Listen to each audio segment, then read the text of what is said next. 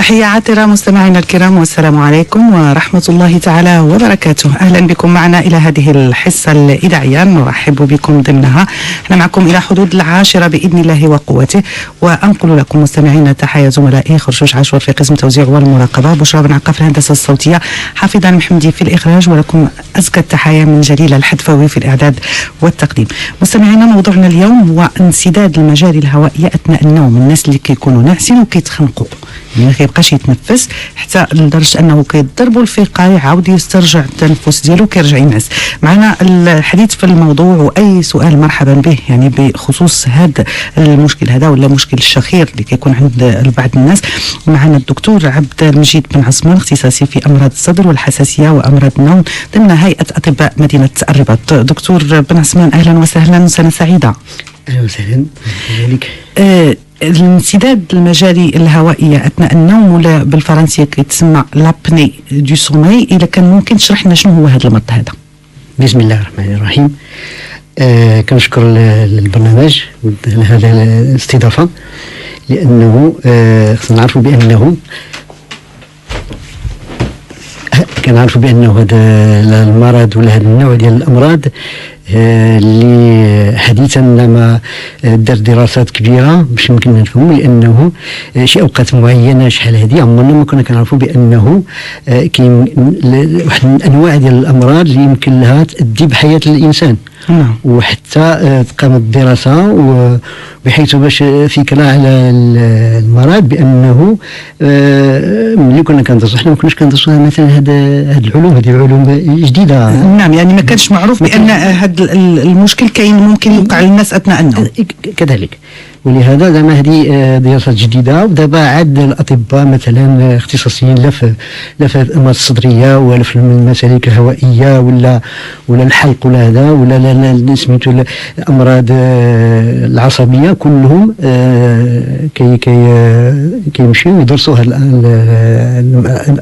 النوع الامراض، لانه دابا تحدات المسائل ديالها وكل شيء معروف دابا. نعم. المسائل ديالها.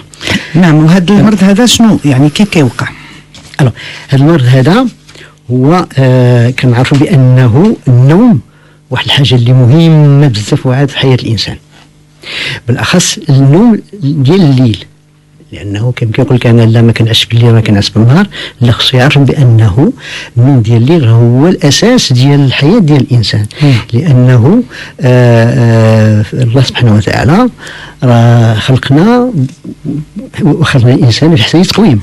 اذا كاين واحد المجموعه ديال العمليات اللي كتجرى غير كنغمض عينيا بانه كاين واحد المجموعه ديال الهرمونات اللي كتلعب دور كبير مثلا باش نعس، وباش كان واحد الافرازات مهمه اللي غتساعدني على هذاك النوم. نعم، يعني يولي كيوقع هذا الشيء في النعاس ديال الليل. ما خصنيش داك الشيء، علاش ما خصنيش النعاس ديالي ديال الليل ما خصوش يوقع فيه شي حاجه باش لغدا نوض مزيان في الحاله ديالي، وباش نباشر العمل ديالي، وباش ندير المسائل ديالي كلها سميتو. هذا من جهه ديالنا اذا باش نعرفوا هذا غير هذه مقدمه ديال انه اهميه كلها ديال النوم. داكشي علاش حاولت مهما يمكن ننتهي هذه القضيه الانتباه. والمرض التعريف ديالو هو انسداد ديال المسالك الهوائيه خلال النوم من الشخير، ذلك الصوت المزعج الذي يحدث عند الشهق عند لا كندخلوا الهواء لفمنا. لا، ملي كنخرجوه كيمكن يوقع في التدخل، ولكن هذيك حالات معروفه بانه اما كيكون عندنا مشكل مثلا في الانف، سديده ديال الانف اللي كيكون الناس اللي يكون عندهم امراض ديال الحساسيه ديال كتسمى لاغينيت، الالتهاب الانف، ولا كيكون عندنا واحد سميتو عندنا واحد الخط في الانف ديالنا اللي كيقسم الانف على جوج، وما خصوش يكون مقاد، ما خصوش كنعوج. ملي كيكون عوج كيمكن مثلا ياثر على الانسداد ولا فتحات الانف ديال الانف. نعم. نذكروا مستمعينا، يعني احنا حطيناكم في الصوره المشكل ديال النوم المرتبط بالتنفس. هو موضوعنا 05 37 70 59 39. مرحبا بالاسئله ديالكم مستمعينا الكرام. نواصلوا دكتور. تفضل دكتور بن عثمان. علاش كنهضروا على النوم؟ لانه خصنا نعرف بانه خلال النوم كاين واحد الاسترخاء كامل ديال جميع الاعضاء. نعم. ومجموعتهم الاعضاء اللي كتعاوننا في اثناء النهار باش نشدوا راسنا ونتنفسوا مزيان وما كاين حتى مشكل. ولكن في خلال الليل في ذاك الاسترخاء ديال داك العضلات كيمكن مثلا تعاون على انسداد المجاري الهوائيه. نعم. وخاصة عند بعض الأشخاص اللي معروفين بالسمنة مثلا كثرة الوزن، ولا بحال قلت قبيلة عندهم أمراض مرتبطة مثلا بأمراض خاصة بالحساسية ديال الأنف ولا ديال الدقة، ولا وغنهضروا من بعد هذا، وهي الناس اللي كيتناولوا مثلا الكحول بزاف، ولا الناس اللي كيتناولوا مثلا اللي كيدخنوا بزاف حتى هما كيكون عندهم واحد طرف مثلا من هذا المشكل هذا. لأنه علاش؟ لأن المسالي الهوية ناعمة وكيمكن لها تأثر بأي شيء. نعم. بأي شيء. وكنحاولوا مهما أمكن مثلا باش نقول للناس مثلا ينعسوا على جنبهم أكثر ما ينعسوا على ظهرهم مثلا، لأنه نظرا ل سميتو استرخاء ديال هذا ديال العضلات كلها، وبالأخص عندنا واحد العضلة اللي كنهضروا بها وهي اللسان. وذاك اللسان ماشي كاين طرف اللي كيبان لنا وكنعرفوا، كاين واحد الطرف اخر اللي في المؤخره ديالو كيكون اكثر سميتو يعني بالنسبه للسان، طول اللسان اللي كنشوفوه هو غير الجزء الصغير، غير الجزء اللي الكبير الجزء الكبير ومخبي لداخل. نعم.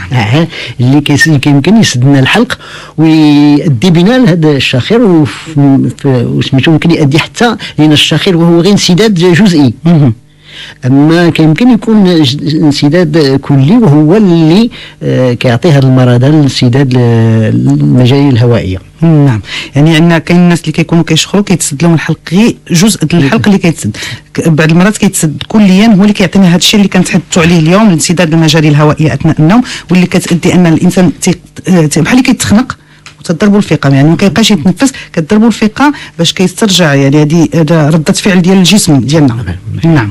غنشوفوا اتصال هاتفي من السي عبد الرحيم من سيدي بوعثمان. الو، اهلا وسهلا سي عبد الرحيم.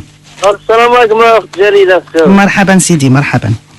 جليله حتى وياك. نعم سيدي، تفضل، شنو سؤالك؟ حياك تجاوب الدكتور وتحيه المخرجه، راه ما عرفت كاع الاسم ديالها. شكرا. معنا حفيظه المحمدي زميلتنا حفيظه. نعم سيدي. المكالمات. نعم تفضل سي عبد الرحيم. السؤال ديالي تدول الحساسيه والاختناق ياك؟ الاختناق ديال الحلق، تفضل شنو سؤالك؟ انا تجيني ديك الخنقه، كان ياك تناعس، تجيني ديك الخنقه بعض المرات. وحساسيه هذاك تياكل كان النيف ديالي، ولا وصلت تبان ولا شي حاجه، ولا بحال ديك الريحه ديال الماعز، شفتي كشي جدي ولا شي حاجه، خصني نغفر يديا، وصلت النيف ديالي تياكلني نيفي. عندك شي سؤال دكتور؟ تفضل. السلام عليكم. اهلا الاخ عبد الرحيم. حياك يا دكتور. اهلا وسهلا. الاختناق كيجيك من المشكل ديال الحساسيه، ولهذا خصك انت تداوي الحساسيه ديالك باش توضع حد لهذا الاختناق اللي عندك في الانف ديالك.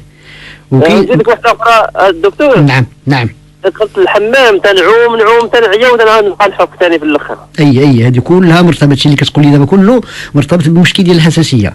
اذا خاصك تعرض راسك على طبيب اخصائي في الحساسيه وتاخذ الدواء ديالك، وما يبقى عندك لا اختناق لا حتى شي وحده. وخصك تعرف بانه المشكل ديال الحساسيه والاختناق باللي ولا شي حاجه راه ناتج على الانف اللي كيتسد.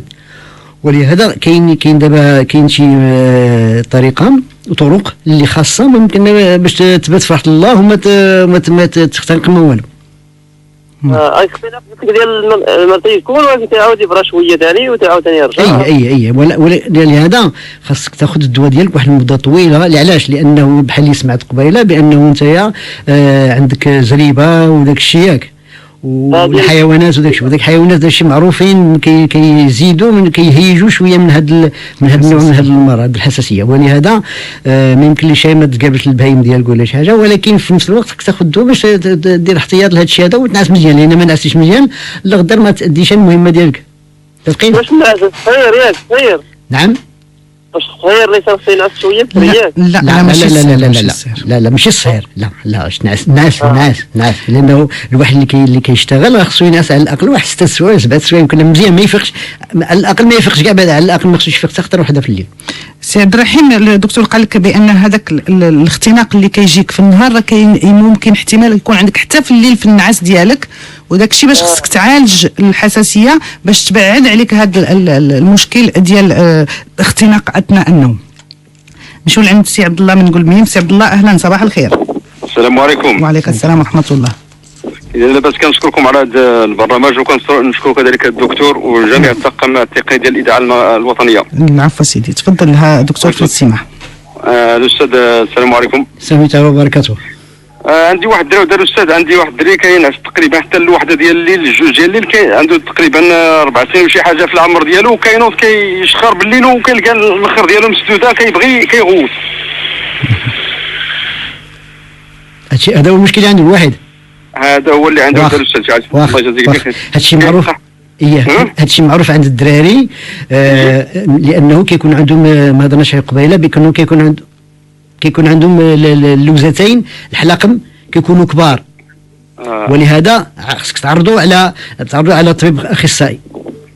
واخا الاستاذ طبيب اختصاصي في الحلق والحنجره، واش يعطيك فكره، لانه ملي كيكون اللوزتين كبار كيمكن الدراري بحال كيف هذا السن هذا حتى هما يوقع لهم يشخروا، يوقع لهم اختناق. وكاين عاوتاني حتى اللي كيكونوا لا فيجيتاسيون، داك اللحومات كيكونوا شويه كبار، ولهذا خص هذا الوليد هذا ضروري سميتو تعرضوا على اخصائي في الامراض ديال الحلق وسميتو والاذن وداك الشيء باش يشوفوا هو يقول شنو.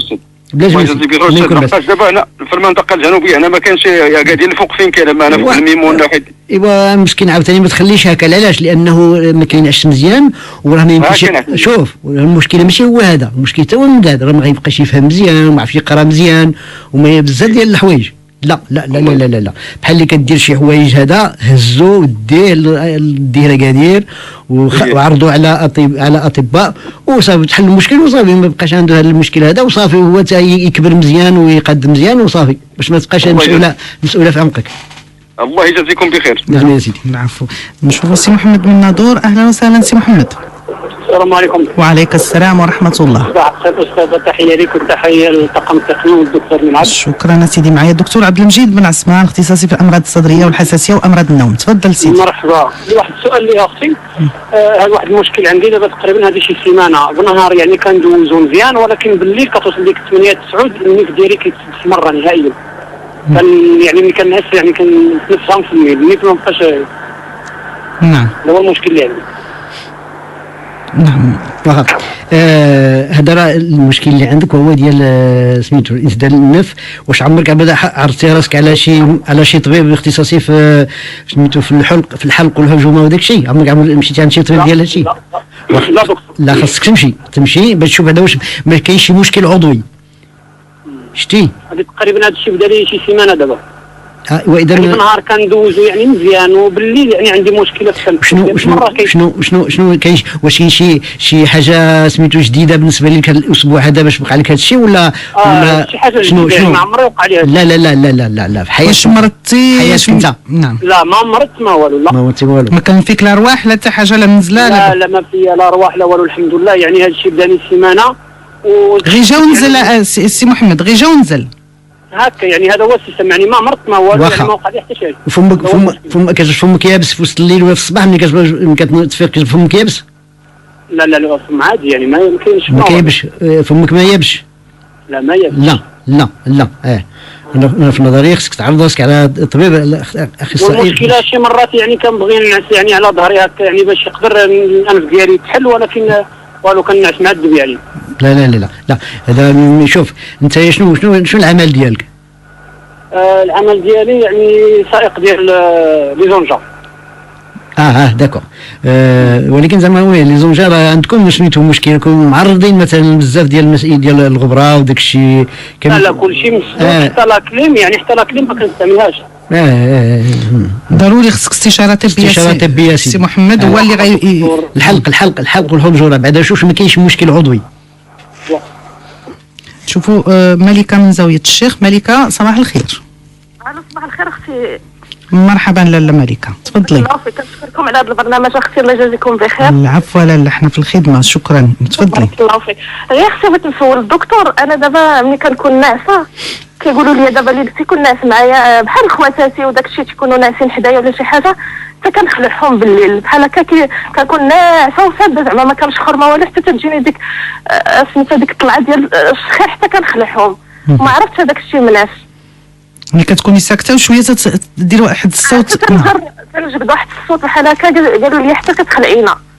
قالت تقول لي اختي بحال هكا بحال كتخنقي بحال تخنقي بحال كتوقع ليا حتى كنجلس في الارض حتى كنحس بالذات ديالي كلها بحال التنفس كاع مشادي من الذات ديالي.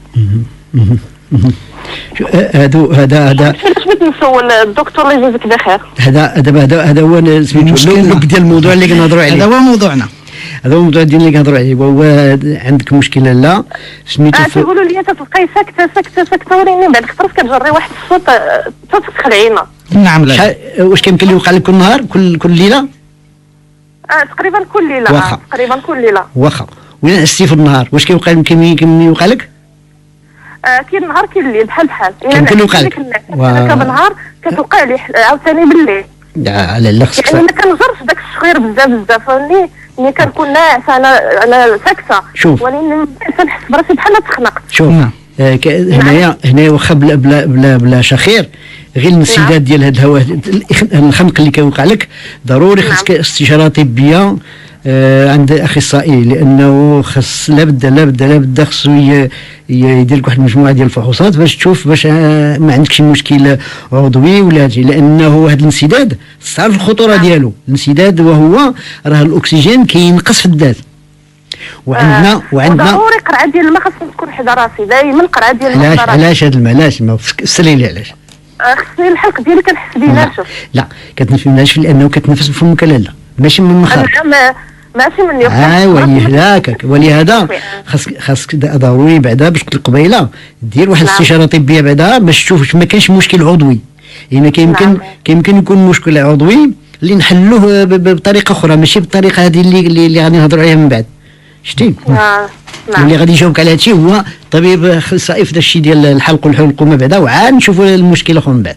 واخا بارك الله فيك دكتور. بارك الله فيك. نعم. ويمكن المشكل ديال الملكه هو موضوعنا اليوم. حنا غنشوفوا عبد الكريم ونواصلوا نعطيو تفاصيل اوفى في الموضوع ديالنا ديال انسداد المجاري الهوائيه اثناء النوم. سي عبد الكريم اهلا بك. السلام عليكم استاذ. وعليك السلام ورحمه الله تعالى وبركاته. نعم سيدي. سنه سعيده وكل عام وانتم بخير. شكرا سيدي، بارك الله فيك، تفضل. والله تحيه لك استاذ وتحيه لكافه اسره الاذاعه المركزيه الرباط. شكرا الدكتور الكريم على التوضيح والشروحات. شكرا بارك الله فيك. الله يجزيكم بخير. عندي ادمان استاذ، عندي ادمان دكتور، يعني في حقيقه في نفس الطابه، يعني مره بعض المرات يعني في الليل يعني اصيب باختناق وسيلان الانف، ومصيب بالروماتيز دكتور السياتيك، ويعني وعندي يعني بعض الليالي عندما انهض في الصباح يعني اجد يعني داخل الفم ملتصق يعني داخل الفم، يعني احدى الحنجره وانسداد استاذ، يعني احدى الحنجره بعض المرات استاذ. نعم. انت قلتي عندك كتنفح طابه ياك سي عبد الكريم؟ عندي ادمان استاذ. نعم.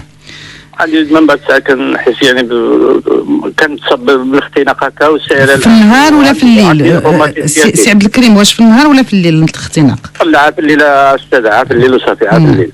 نعم. لا في الليل. خليك الاستماع لينا، الدكتور غيجاوبك. تفضل دكتور. شوف دابا انت راك عارف الداء ياك، عارف المشكله ديالك، عارف السبب، وعارف السبب شنو هو. عارفه استاذ. وقطع الطابه وما يبقى عندك حتى شي حاجه صافي. الله يرحم والدينا. وديك الالتصاق. شوف اسيدي، الالتصاق ناتج على المشكله ديالك، وهي ما كتنفسش من المنخار، كتنفس من فمك اسيدي. ما يمكنش.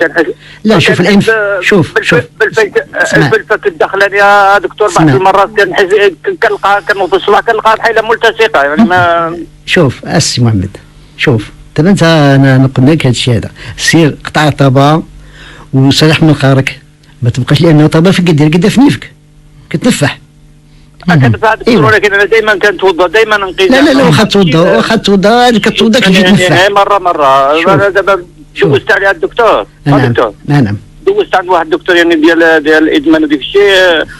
المهم وملي هذا عبر لي الطونسيون، عبر لي المسائل كامله، قال لي ودي، قال لي يعني غالبا الناس كينفعوها، قال لي ولكن هي قال لي هي فيها مضرات وفيها واحد المنفعه، هي انها كطيح الله يخلي باش نتفاهموا على واحد الحاجه.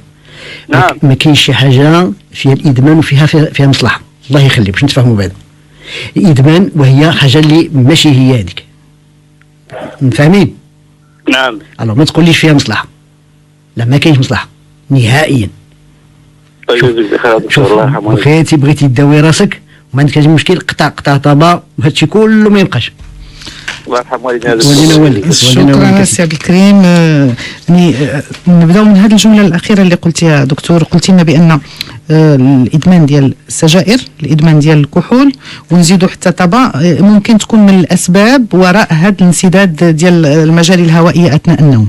ايه بحال قلت قبيله بانه مثلا هذه المجاري الهوائيه هي صايبه واحد النسيج اللي ناعم بزاف وعاد، اذا كيتاثر اي حاجه كيمكن له يتاثر. حنا دابا بلا ما يكون لا ادمان لا والو، غير كان الهواء نشف كيمكن ياثر علينا. لانه علاش؟ لانه ملي كتنفس من المنخار خصنا نعرفوا واحد القضيه مهمه، بانه المنخار راه ايه من ايات الله سبحانه وتعالى. الا كان الهواء كيسخن هو كيبردو، وإلا كان بارد هو كيسخنو، وإلا كان جاف كينديه، وإلا كان يندي كينشفو. إذا هذه راه خاصية مهمة وكرامة، إذا خصنا نستغلوا هذاك الأنف باش نتنفسوا به أولا، وثانيا ملي كتنفسوا من الأنف المجموعة ديال الهواء اللي كندخلوا كله كيطيح في الرئة. أما ملي كنتنفسوا به واحد المجموعة كبيرة كتمشي في الحلقوم وكتمشي في المعدة أكثر من كتمشي في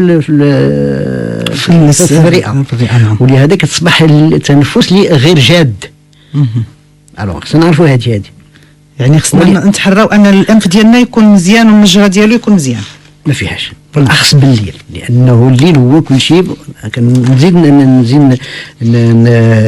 هذا المشكل وهو ديال النعاس، لان خصني نعس مزيان باش لغدا نوض ندير المهام ديالي اللي خصها باش تكون.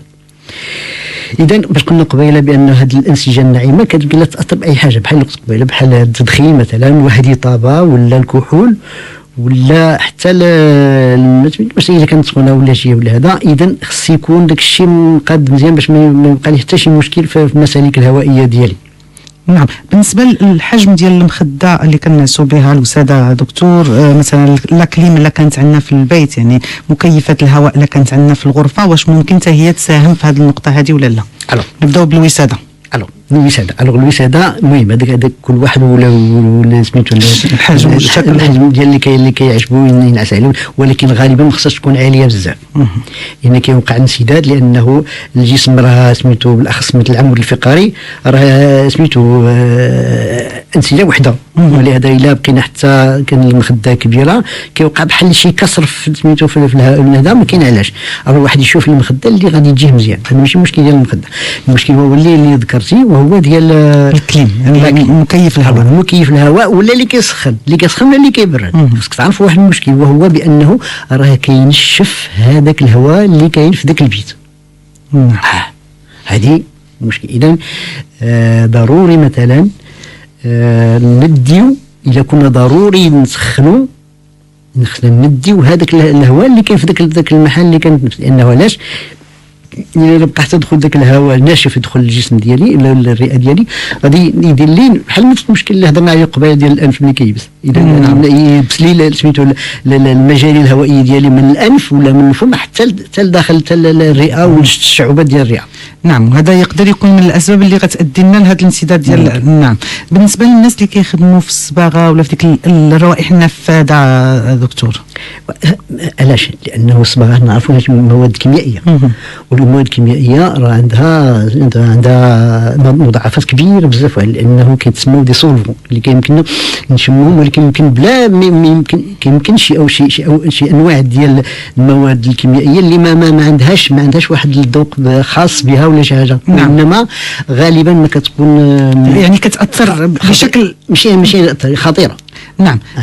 درجات فيها ديال مثلا الناس اللي كيخدموا، شنو النصيحه اللي تعطيهم لا الناس اللي كيخدموا غالبا دابا لا سميتو لا الشركات ولا الادارات ولا شي حاجه اللي عندهم كي يستعملوا هذا النوع ديال هاد المواد كيعطيوهم واحد سميتو الادوات حفاظه مسكات الوجه هكا كلا بدا يستعملها واخا كيقول لك بانه راه كضرني ولا ما كتخنق لي راه ما كتخنق والو غير هو ما بغاش الولف صافي ولف تنس بها هنا بين الناس لانه راه تحفظوا بزاف المشاكل من بعد لان كيمكن هادشي ما يبانش دابا ولكن واحد 10 سنين ولا 5 ولا حتى ينقطع الخدمه ديالو راه يمكن تاثر عليه تبان. نعم.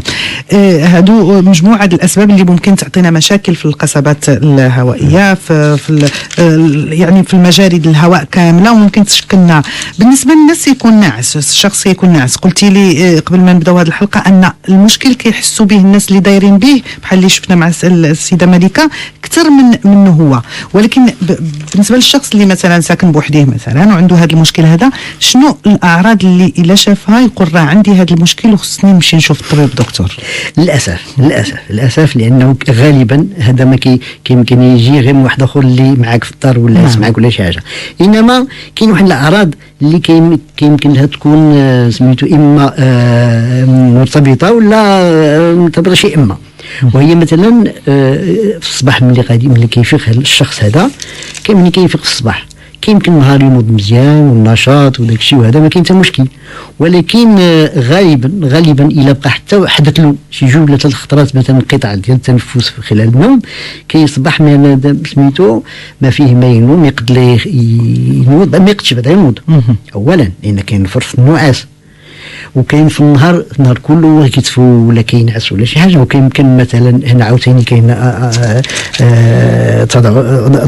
سميتو مضاعفات اخرين، وهي مثلا الناس اللي بحال هكا وما كيعرفش اللي كيقول لهم شي حاجه، كيمكن مثلا حادث سياره ولا حادث عمل ولا شي حاجه كيمكن هو اللي غادي يبين بانه هذا السيد هذا راه فعلا عنده مشكل ديال النوم. نعم يعني ما كينعسش مزيان للاسف. يعني الانسان تيفيق مدهشر ما قادش يخدم فيه النعاس وعنده الرغبه ملحه في النعاس، ولا كان كيخدم شي خدمه ممكن يتعرض اصلا للحادثه.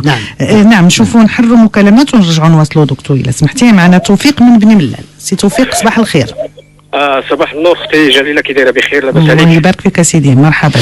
الحمد لله. اولا تحياتي لك اختي جليله وتحياتي للدكتور والطاقم التقني المرافق الراتب للاذاعه الوطنيه وجميع المستمعين. شكرا سيدي. انا عندي واحد المشكل اختي، عندي واحد المشكل كنتخنق بالليل بعض المرات، نقدر نقول لك شي مده كنمشي مده 6 شهور 7 شهور يعني كنتجيف. ملي كنتجيف كنوض كنشرب الماء باش كيتسرح لي ديك القرجوطه ديالي. ما فهمتش واش هذا الشيء داخل يعني بالنسبه للضيقه ولا. الله يجازيكم بخير. يعني واش انت عندك الضيقه سي توفيق؟ لا ما عنديش دابا، غير المشكل كيوقع لي هذا المشكل في النوم، كنعس واحد 2 ولا 3 السوايع بعض المرات. نعم. وكنوض كنتجيف خصني نشرب الماء باش كتسرح. كتوقع لك بزاف ولا غير مره؟ لا قليل، نقدر نقول لك بعض المرات كنمشي عام مثلا وكيوقع لي داك الشيء. نعم. يعني ماشي يوميا ماشي ديما.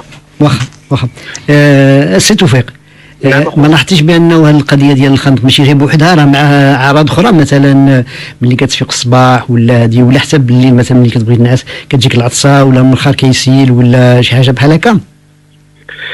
لا نهائيا اخويا، لا نهائيا. واخا نعم. واخا هذا الشيء جديده ولا قديم دابا؟ جديد ولا قديم هذا المشكل هذا؟ لا هذا المشكل يا خويا اش غادي نقول لك، مده انا كنت مدخن، يعني كندخن وقطعت التدخين يعني مده 6 سنين هذه، وتزاد في واحد شويه ديال التوازن، يعني ما عرفتك ماشي هذا الشيء هو اللي خلى لي هذاك الانخناق. وعين دابا خصنا نرجعوا واحد المشاكل من بعد ما كنت ندخن ما عمره ما كيوقع ليش داك الشيء، ما كنتجيفش هكذاك.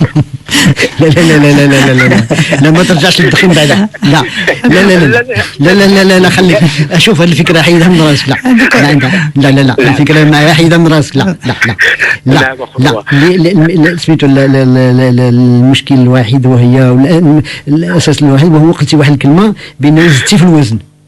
صحيح، واحد 15 كيلو. شحال 15؟ شي 15 كيلو 16 كيلو. ايوا سيدي راه كيمكن يكون هذا اساس المشكل كله. نعم اخويا. شحال في الطول ديالك؟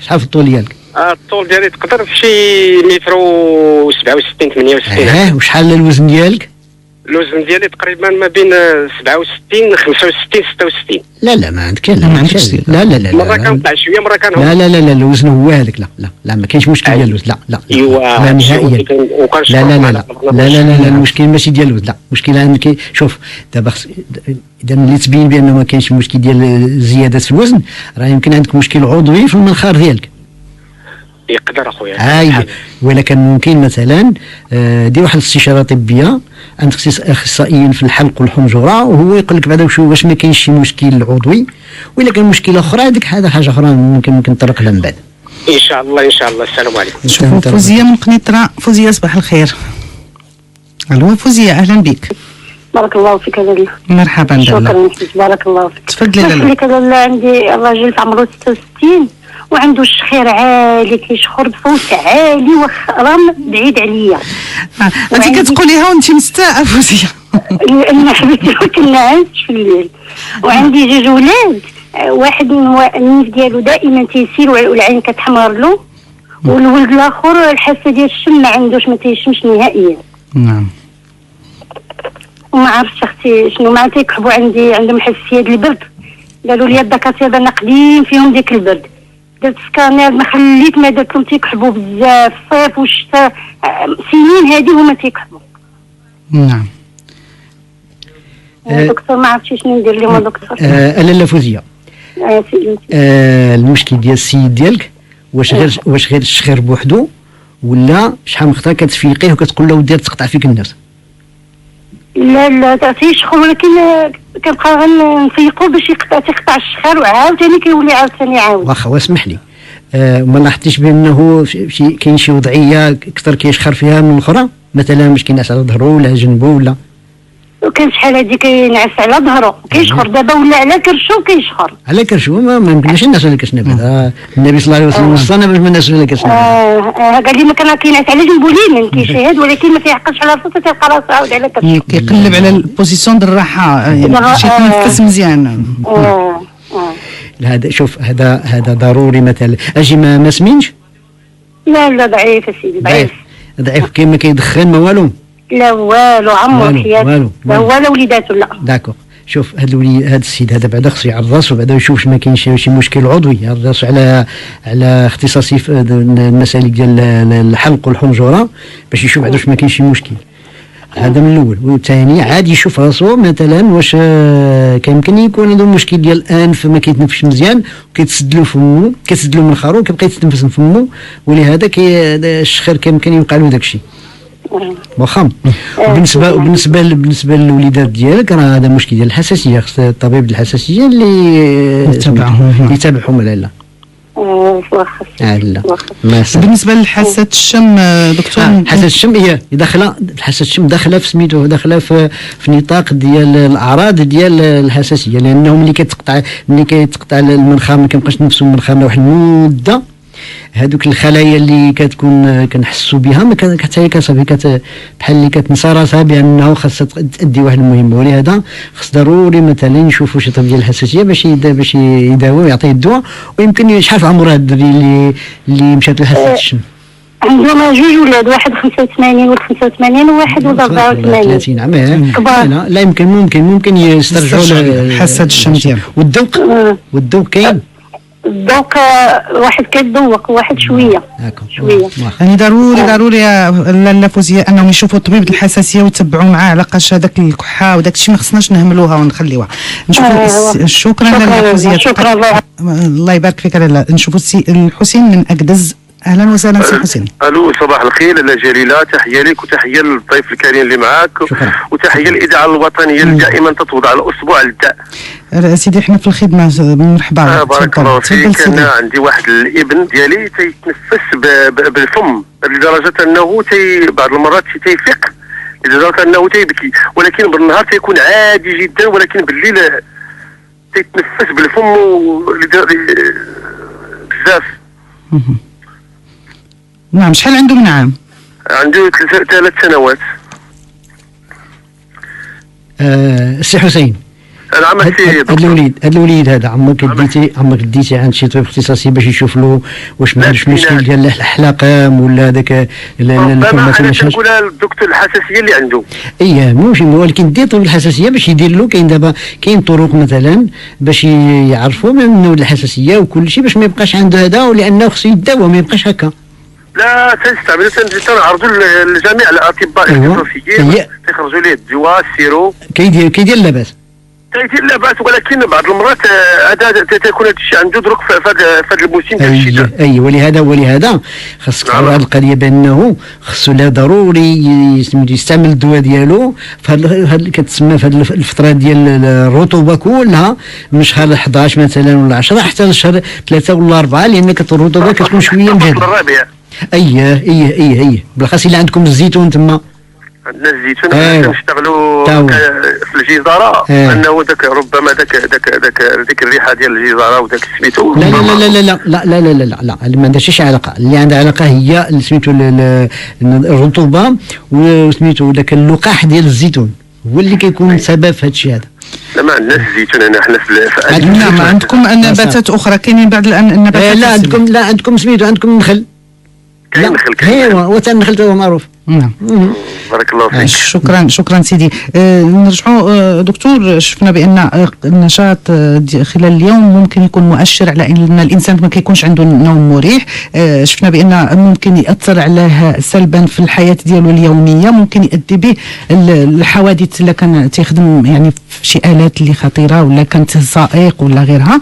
بالنسبه لهذا المخاطر ديال هذا المرض هذا الانسداد، شنو ممكن يدير لنا في الجسم ديالنا؟ قلتي لنا راه تينقص الاكسجين، حنا كنعرفوا بان الانسان كيعيش بالاكسجين التنفس. شنو ممكن نعرفوا بانه علاش هذا المرض هذا خطير في اوقات معينه؟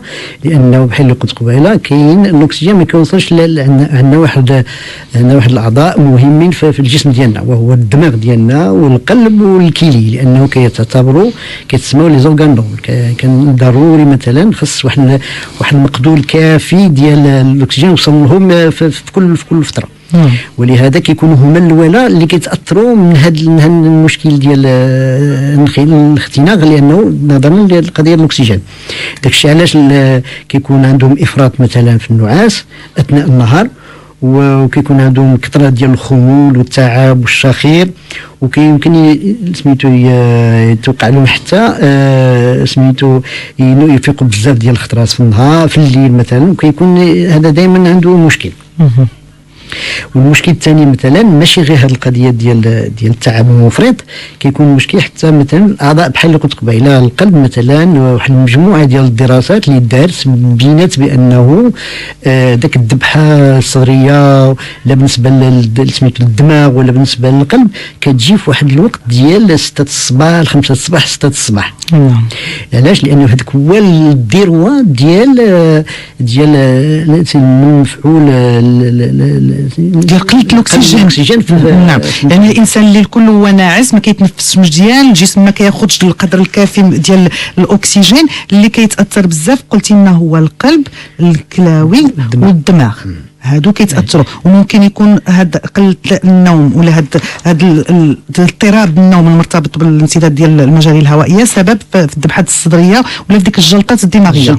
نعم. بالنسبه للكلى يا دكتور، كاين مثلا سميتو لا حتى المهمه ديالهم كتقل مالهم كتقل. يعني ما خصناش نهملوا هذه القضيه ونقولوا لا راه صافي راه ماشي مشكله، حنا كنفيق وكنعاود نتنفس. يعني الاهمال ديالها ممكن ياثر لنا على اعضاء حيويه في الجسم، القلب الكلي وايضا الدماغ، ممكن يؤدي بنا لذاك مثلا الشلل النصفي ولا الذبحه الصدريه. ما حتى كاين حتى واحد الظاهره وهي بانه مثلا كاين مثلا واحد السيد اللي كيعرسوا مثلا على طبيب اخصائي مثلا في الامراض القلبيه، كيجي عنده الضغط كيعطي الادويه كلها وذاك الضغط هو اللي ما كيهبطش يهبط.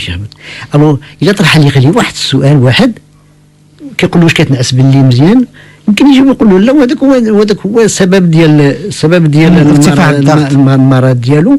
اذا كذاك في ذاك الوقت كيعرضوا مثلا على طبيب اخصائي في هذا الشيء ديال الامراض النوم، وكيمكن له يحل المشكل وحتى ذاك الضغط ما يبقاش عنده كاع. نعم. ممكن. نعم. يعني الوقايه كما يقال خير من العلاج. حنا شفنا الاعراض وشفنا المخاطر ديال المرض، شنو هي الوقايه اللي ممكن نديروا باش نبعدوا على هذا المشكل هذا قبل ما نشوفوا العلاج؟ الوقايه بحال اللي شويه قبيله حنا كنهضروا مع المستمعين. نعم. بانه اولا بعدا وهو ما كانش زياده الوزن. ضروري مثلا باش نحاولوا نقادوا الماكله ديالنا باش ما يمكنش عندنا سميتو زياده في الوزن. علاش؟ لان ملي يكون عندنا زياده في الوزن الجسم كله خصنا نعرفوا، انا عاود نرجع من ديك المجال الهوائيه، راها واحد الانسجه ناعمه، وبحال اللي كيزاد عندنا الشحمه في الدات ديالنا كلها كتزاد في سميتو مور الحلق ديالنا، كتزاد ديك الشحمه كاينه تما، كيمكن تكون تما حتى هي، وكيمكن هي تلعب حتى هي الدور كبير مثلا في هذا يعني كتضغط حتى هي كتزير الحلق. نعم.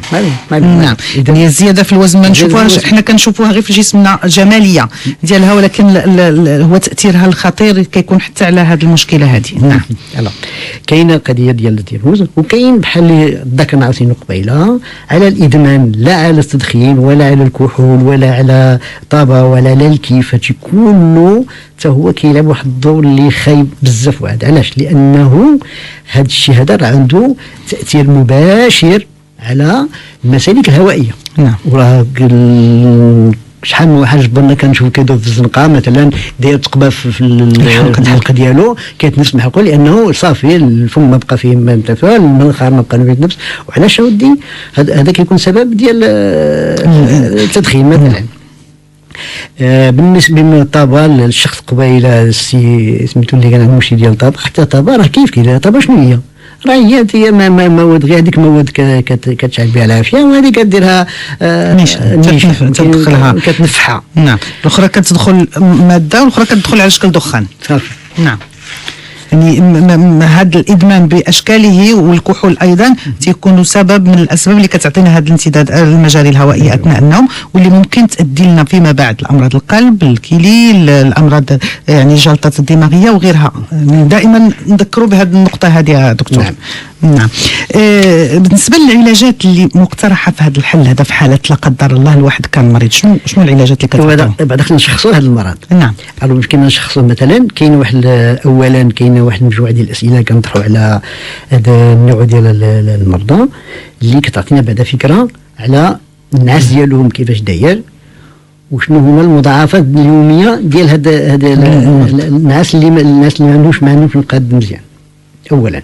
ثانيا كيمكن لنا هذا النوع ديال المرضى هادو كاين جوج الات اللي يمكن كنركبوهم من هذا النوع ديال المرضى كيباتوا فيها الليل كله، وكتعطينا فكره مثلا على الشخير، شحال من خطره الشخير، وشحال سميتو المده ديال الشخير اللي بقى، وبالاخص الانقطاع ديال النفس، شحال من خطره دارها بالليل، وشحال ديال المقدور ديال الاكسجين اللي يهبط في الدم، كله يهبط في شي حالات حتى هو الطبيعي كيكون ما بين 98% حتى 99% عند الشخص عادي.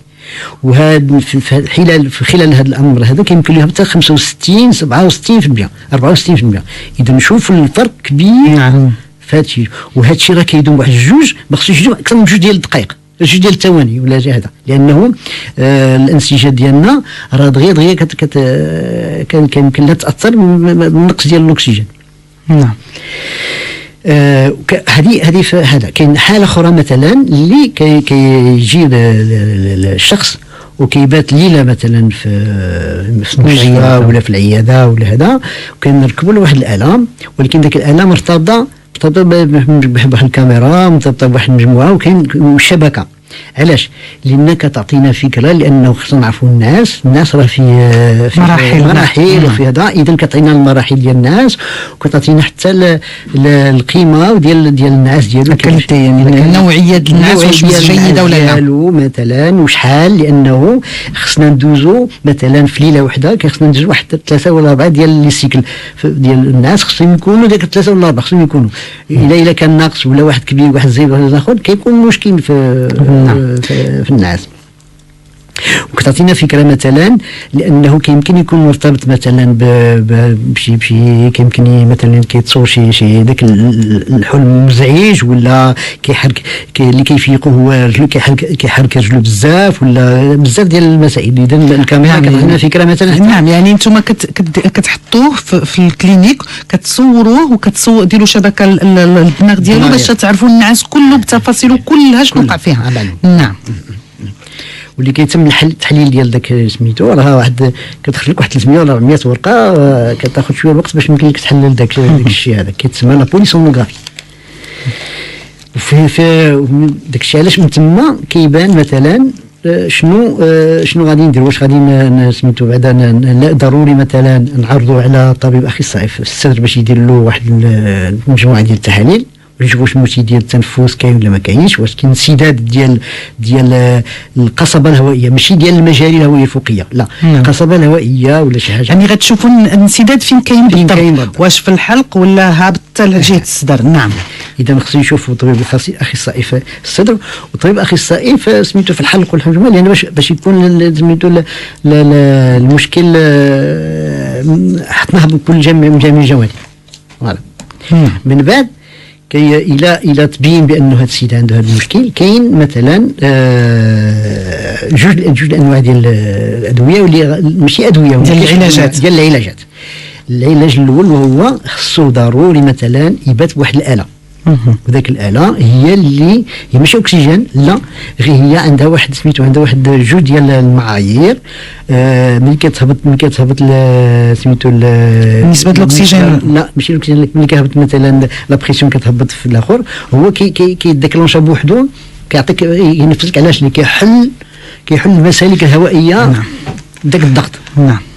عاوتاني ملي عاوتاني قلتي كيحبس، ما يخمش الليل كله. نعم. ولكن هذا على شكل ماسك دكتور، ماسك تيديروا للمريض، وهو كيساعد بانه منين كيبدا الحلق تيتسد ياك، منين تيبدا الحلق هذا هو كيحلو. نعم. هذه الطريقه الاولى ديال العلاج. نحرروا كلامه ونرجعوا نشوفوا الطريقه الثانيه اذا سمحتي دكتور. نشوفوا نجاة من وجده. لاله نجاة، اهلا وسهلا. السلام عليكم. وعليكم السلام ورحمه الله تعالى. عيد علينا وعليكم انتم والدكتور وجميع الطاقم التقنيه. الله يجازيك بخير. انا المشكل اللي عندي وهو كان بات كازا سنيه، يعني النفس ما تخرجش كاع. نعم. وعندي هذا الشيء قديم، وشت جميع الاطباء هذا الشيء تعرس لي دونتيست وكل واحد يقول لي كلام، ولكن باقي داك الشيء. نعم. وشنتو كتنفس مزيان، ما كتشوف فمك لا يابس لا والو؟ لا فمي ما يابسش، ولكن سنيه مزيرين، حيت حتى بعض المرات لي لافغ ديال المهم الشفات ديالي نصيبهم هكا بحال اللي واقفين، يعني فمي ماشي ما واخا. وفي النهار كيوقع لك هادشي؟ لا ما كيوقعليش، غير بالليل. غير بالليل. بالليل. ما عمرك ما عرفتي راسك على شي طبيب نفساني ولا شي حاجه؟ لا عمرو دكتور، كنحس براسي زعما مزيانه. لا علاش شكيتي دابا كنتي مزيانه؟ ما عرفتش، كيقولوا لي غير الناس كيقولوا لي يمكن اعصاب. ايوا صافي. لا في نظري زعما ملي ما كاينش شي مشكل عضوي ظهر لي ضروري عرسك على طبيب ولا طبيبه نفسانيه مثلا، من باب الاحتياط وصافي. واخا شكرا دكتور. شكرا لنجاة. شنو المشكل اللي ممكن يكون على ديك الناس اللي كيعضوا هكذاك بعنف على الاسنان ديالهم؟ خصنا نعرف بانه مثلا هاد الجهه ديال الوجه راه فيها 44 عضله. نعم. اذا ذاك العضلات بحال اللي قلت قبيله في الاول من المفروض نترخاو فيه. استرخاء. نعم. اذا ما خصوش داك الشيء يكون نهائيا. الا كان زميلو تزير هذاك الشيء ما راه كاين مشكل ما يمكنش، لانه النعاس خصنا نترخاو فيه. نعم. الا كان السكون خصنا يكونوا في حاله سكون كامل. السكون تام. نعم. دكتور نواصلوا. شفنا الطريقه الاولى ديال العلاج هي ديك الاله اللي كيلبسها المريض بحال الماسك اللي كتساعدو انه ملي كتبدا تهبط ديك نسبه الضغط ديال الحلق تتهبط، هو تيتشعل وعاوتاني كيردوا للحاله الطبيعيه. كيحلوا المسالك الهوائيه. الطريقه الثانيه وهي كنعرضوا على طبيب اسنان، حيت دابا هذا ملي قلت قبيله هذا النوع ديال هذه الدراسات الجديده ديال النوم، حتى الطبيب الاسنان دخل في هذا النطاق هذا، لانه علاش؟ لانه كيكون عندنا واحد المشكل ديال الفك. الفك التحتي الفك التحتي كيمكن كيكون داخل شويه ولا خارج بزاف. اذا كنديروا واحد الالات اللي كان اما كيقدمها ولا كيأخرها باش يحلنا المسالك الهوائيه، كتسمى لا كلوت ولا لاكوتين. معروف دابا الاطباء كياخذوا العبار ديال داكشي وتركبها من اللي كديرها ونبيع بحال اون غوتيير، بحال يعني واحد الحاجه اللي كتحطها في السنان ديالك هي اللي كتعطيك واحد الفورمه ديال الفك ديالك لا كتعاون هذاك الفك الا كان كيتقدم. كاين الناس اللي بحال دابا ملي كتاخذوا بروفيل كتدخل هكا كيبان غير ما الفك التحتاني ديالو غير ما مقدم بزاف ولا داخل اخر شي شويه. اذا هذيك الاله كيمكن لها مثلا تقاد هذا ولا الا ما بقاش سميتو ديك لاكوتيير ديال شغلها كنعرضوا على طبيب اخصائي في الحلق والفم وداكشي باش كيقاد شويه داكشي. نعم، يعني عندنا واحد المرض اللي مرتبط بواحد الاعضاء يعني اللي تتاثر وكتاثر بمجموعه د الاشياء، يعني كتاثر بالشكل ديال الفم، بالشكل الحجم ديال اللسان، كتاثر عاد بعوامل خارجيه. وما ننساوش التاثير الكبير وهو عند الاطفال. راه بحال اللي قلت قبيله للسيد الى الاطفال اللي بحال دابا كيكون عندهم هذا المشكل سميتو عضوي مثلا فيزيولوجي ديال الحل ديال الفك ديالو ولا شي حاجه ولا ما كيداواش، راه ما يمكنلوش يقرا، ما يمكنلوش يفهم، ما يمكن له حتى شي حاجه، يعني ما كينعش مزيان اكيد مزيان. اذا صافي ما يمكنش زعما يمارس حياه عاديه. نعم حياه لا ابدا. نعم. نرجعوا مره اخرى، ودائما انا كنركز على هذه النقطه ديال العلاج وعلى ديال الوقايه اللي قبل من العلاج. شنو ممكن تقول لنا بصفه عامه دكتور حفاظا على الصحه العامه ديال الانسان باش ما يوصلش لهذه الدرجه هذه، منين ما يكونش الا كان المشكل عضوي ضروري خصو يشوف الطبيب ويراجعوه وغيحل المشكل، ولكن كاين عوامل اخرى مثلا ناس كاين التلوث في الجو، كاين الناس اللي ما كياكلوش بطريقه صحيه. شنو ممكن تقول لنا دكتور؟ داكشي علاش لانه ما خصنا شيء ولا الهدف من هذه البرامج كلها وهي ما خصناش نوصلوا للمرض. نعم. بما يخص الوقايه هضرنا قبيله مثلا على السمنه، والسمنه منين كتجي؟ من الفم. اذا كناكلوا، اذا ما خصناش ناكلوا كل شيء ناكلوا، ولكن راه حنا معروفين أمة وسطا ناكلوا. نحن أمة لا نأكل حتى نجوع وإذا أكلنا لا نشبع كما قال الرسول عليه الصلاة والسلام. نعم ما فيهاش. إذا خصنا ضروري نكونوا توازن.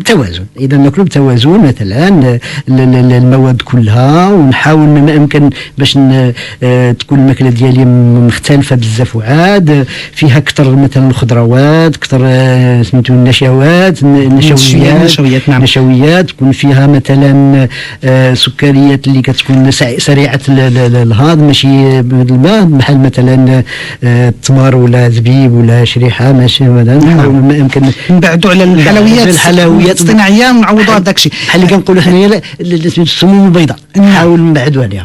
نعم. كاين نقطه اخرى وهي بعض المرات مثلا واش ممكن يرتبط هذا المرض هذا بشي ترويحه مثلا ولا نزله البرد اللي ما كتعالجش مزيان، يعني كنهملوها كنقولوا ماشي مشكله راه دابا يدوز ريح ودايز.